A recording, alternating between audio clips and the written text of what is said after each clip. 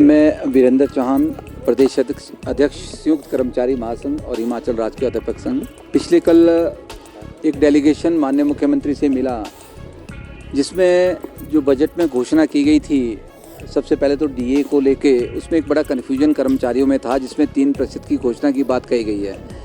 उसको लेके हमने कल लिखित में ज्ञापन दिया संयुक्त कर्मचारी महासंघ की तरफ से, जिसमें हमने माननीय मुख्यमंत्री से ये जानने की कोशिश की कि 3% जो डीए की अदायगी की बात आप कर रहे हैं किस पीरियड की है।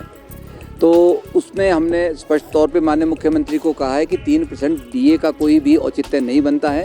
हिमाचल प्रदेश में कर्मचारियों का 11% डीए जो है बकाया है, जिसमें जुलाई 23 का जो है वो 4% है, उसके बाद जनवरी 24 का 4% है, उसके बाद जाके जुलाई 24 का जो है वो 3% आता है।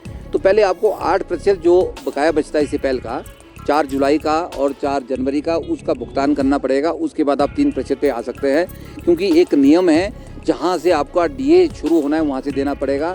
तो हमने इस बात को कन्विंस करने की कोशिश की कि आपको 3 की जगह ये 4% डीए तो है जुलाई 2023 का, इसको करेक्ट करने की आवश्यकता है। और विद एरियर, पिछला एरियर भी कर्मचारियों का 2 डीए का नहीं दिया गया है। हमने उसमें ये भी मांग की है कि डीए भी कर्मचारियों को के साथ साथ डीए के साथ एरियर भी दिया जाए। तो एक तो ये बात बड़ी प्रमुखता से हमने उठाई है।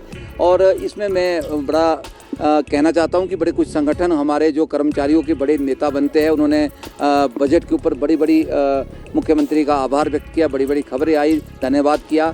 लेकिन उन्होंने डीए का भी धन्यवाद किया कि माननीय मुख्यमंत्री ने कर्मचारियों को 3% डीए दे दिया है, बहुत बड़ी बात है, हम आभार व्यक्त करते हैं। लेकिन मैं उन नेताओं से पूछना चाहता हूं कि जो कर्मचारियों को नाम लेके धन्यवाद करते हैं कि ये किस पीरियड का डीए दिया गया, ये हमें बताने की कोशिश करें। कर्मचारी जानना चाह रहे हैं, जैसे हमने माननीय मुख्यमंत्री से जानने की कोशिश की है 3% है कब का और क्या का है, और 15 मई से देने का इसका औचित्य क्या है, क्योंकि या तो 1 मई से होता या 1 अप्रैल से होता तो हमें समझ आता। तो मतलब ये बिना मतलब से एक घोषणा हुई है। इस घोषणा को अमली जामा पहनाने के लिए माननीय मुख्यमंत्री से हम कल मांग कर रहे थे कि इसको सही तरीके से 1 अप्रैल से दिया जाए, 1 मई से दिया जाए जो पीरियड होता है, और पिछला डीए बकाया हमारे को दिया जाए। एक तो ये बात हमने कल प्रमुखता से कही है। दूसरा, एक नीति बजट में हुई है, उसको लेके भी हमने माननीय मुख्यमंत्री को कल कहा है कि बड़ा अच्छा प्रयास है, लेकिन इसमें जो शिक्षक वर्ग के टीचिंग कैडर की जो पोस्टें है वो पोस्टें यथावत रहे। इसमें निदेशक जो है कुछ शिक्षाविद लगाया जाए, क्योंकि आप ब्यूरोक्रेट की हालत आज की डेट में देख रहे हैं।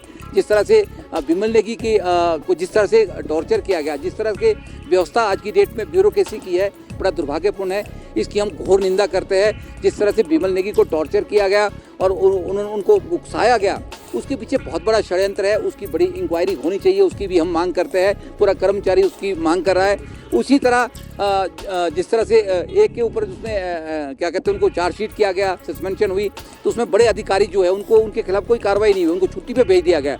तो उनके खिलाफ भी सरकार अमल में लाए, ताकि दूध का दूध पानी का पानी है। उसके साथ कल हमने एक और माननीय मुख्यमंत्री से बात की थी, जिसमें जीओआईटी जो 154 लोग हैं, वो अभी तक उनको 6 महीने से अपॉइंटमेंट नहीं मिली है। उनकी हमने मांग की है कि वो कल हमारे साथ थे उस डेलीगेशन में। हमने मुख्यमंत्री को बोला कि इनको भी अपॉइंटमेंट लेटर आप जारी करें। उसी तरह शिक्षा विभाग में जो हमारे लेक्चर्स कैडर के वर्ग हैं, वो उनकी सिलेक्शन कमीशन से हुई है, उनको भी 4-6 महीने से अभी तक उनकी अपॉइंटमेंट नहीं हो पा रही है। तो इन सब चीज़ों के ऊपर आगे बढ़ने की आवश्यकता है, वैकेंसियों को भरने की आवश्यकता है। ये सारी बातें हम कल माननीय मुख्यमंत्री ने चर्चा की है। इसको लेके जो कर्मचारियों में आक्रोश है, नाराजगी है, वो सारी नाराजगी मैंने मुख्यमंत्री को कल बताई है कि हमें इस बात की तरफ ध्यान देने की आवश्यकता है। आप देख रहे हैं हिमाचल न्यूज़ 24।